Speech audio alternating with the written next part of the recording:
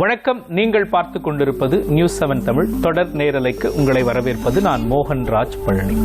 தமிழ்நாட்டின் இன்றைய முக்கிய நிகழ்வுகளை வழங்க சென்னையிலிருந்து செய்தியாளர் அன்பழகன், ஈசிஆரிலிருந்து செய்தியாளர் பிரசாந்த், சிதம்பரத்திலிருந்து செய்தியாளர் மணிகண்டன், போச்சம்பள்ளியிலிருந்து செய்தியாளர் ரமேஷ், பென்னாகரத்திலிருந்து செய்தியாளர் மாதையன், பெரம்பலூரிலிருந்து செய்தியாளர் வசந்தகுமார், குடியாத்தத்திலிருந்து செய்தியாளர் கார்த்திகேயன், திருப்பூரிலிருந்து செய்தியாளர் அருள்மணி ஆகியோர் இணைந்துள்ளனர். கிருஷ்ணகிரி மாவட்டம் ஊத்தங்கரை அருகே பாம்பாறு அணையிலிருந்து கொண்டப்பட்டி வரை செல்லக்கூடிய சாலை சேதமடைந்து காணப்படுவதால் சாலையை சீரமைக்க வேண்டும் என மக்கள் கோரிக்கை விடுத்தனர். இதுகுறித்து எமது செய்தியாளர் ரமேஷ் வழங்கிய விவரங்களை தற்போது காணலாம். கிருஷ்ணகிரி மாவட்டம் ஊத்தங்கரை அடுத்த கொண்டம்பட்டி பகுதியில் 300க்கும் மேற்பட்ட குடியிருப்பு வீடுகள் உள்ளன.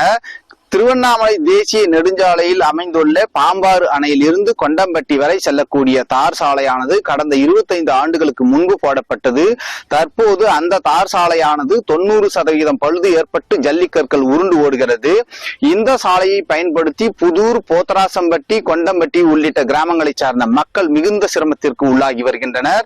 குறிப்பாக பள்ளி, கல்லூரி வாகனங்கள், விவசாய பொருட்களை கொண்டு செல்லும் இருசக்கர வாகனங்கள் செல்லக்கூடிய மிக சுருக்கு வழிச்சாலையாக இருக்கிறது. இந்த சாலையை புதுப்பித்து கொடுக்க விடுத்த காட்சிகளை தற்போது பார்க்கலாம். ரோடு பூரா நல்லா குழிகுண்டமா இருக்குது. கிளீனா குலுங்கி போக்குவரத்து நீங்க தான் ரெடி பண்ணணும் ஐயா.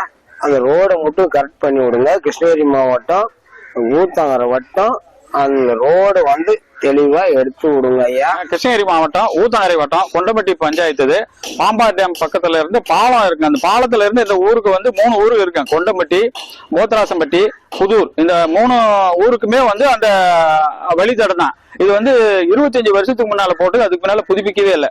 ரொம்ப டேமேஜா இருக்குது. பல வகையான மனு கொடுத்தோம், மாவட்ட ஆட்சியர்கிட்ட கொடுத்தோம், பிடிஓ ஆபீஸ் ஊத்தங்கரையிலயும் மனு கொடுத்தோம். அது சம்பந்தமா இதுவரையும் வந்து பார்த்தாங்களே ஒழிய அந்த சாலை வந்து புதுப்பிக்கவே இல்லை. அதனால இந்த ரொம்ப டேமேஜா மக்கள் போக்குவரத்துக்கு இடையூறா இருக்கக்கூடிய இந்த சாலையை புதுப்பிச்சு கொடுத்ததுன்னா மக்களுக்கு போக்குவரத்துக்கு இடையூறு இல்லாம இருக்கும்.